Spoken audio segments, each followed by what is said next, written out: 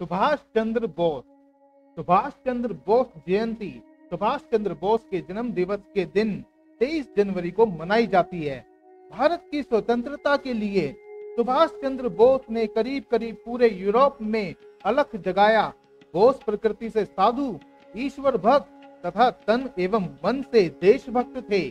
सुभाष चंद्र बोस का जन्म 23 जनवरी 1897 में कटक में उड़ीसा में हुआ और मृत्यु 18 अगस्त 1945 को हुई।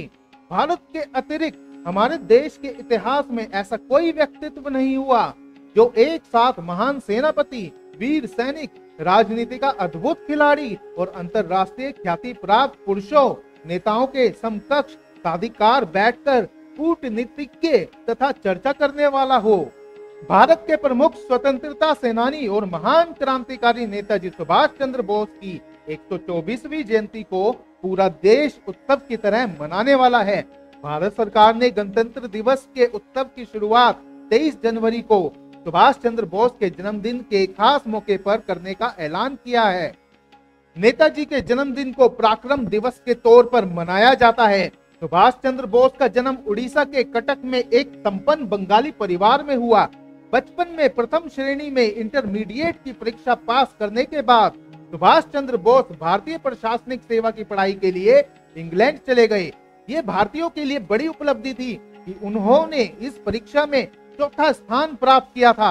हालांकि उन्हें अंग्रेजों की गुलामी मंजूर नहीं थी, इसलिए भारतीय प्रशासनिक सेवा को बीच में ही छोड़कर वह भारत आ गए।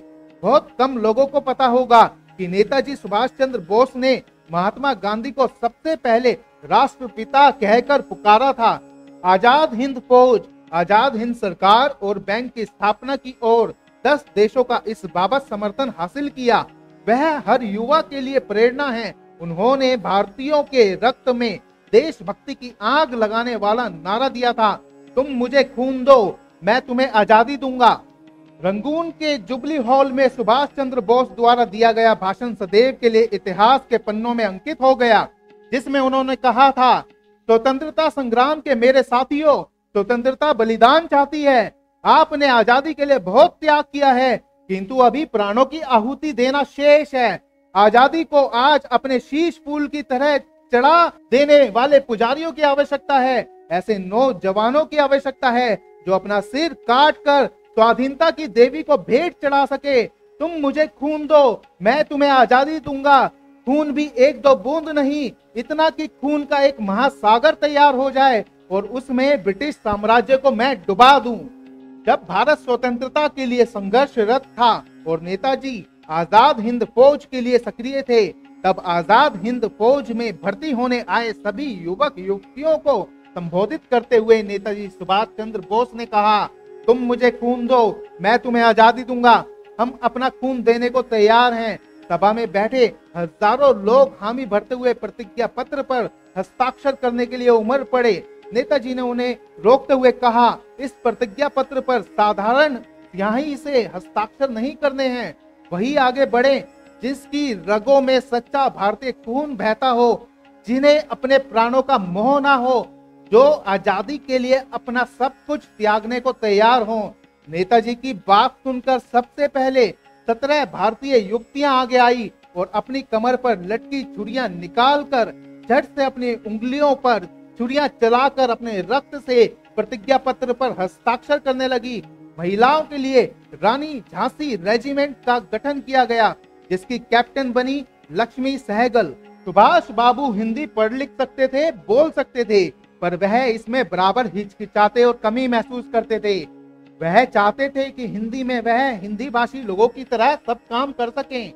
एक दिन उन्होंने अपने दिल की बात को प्रकट करते हुए कहा, यदि देश में जनता के साथ राजनीति करनी है तो उसका माध्यम हिंदी ही हो सकती है।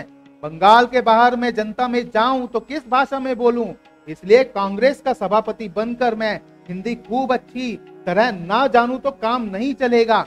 मुझे एक मास्टर दीजिए जो मेरे साथ रहे और मेरा हिंदी का सारा काम कर दे।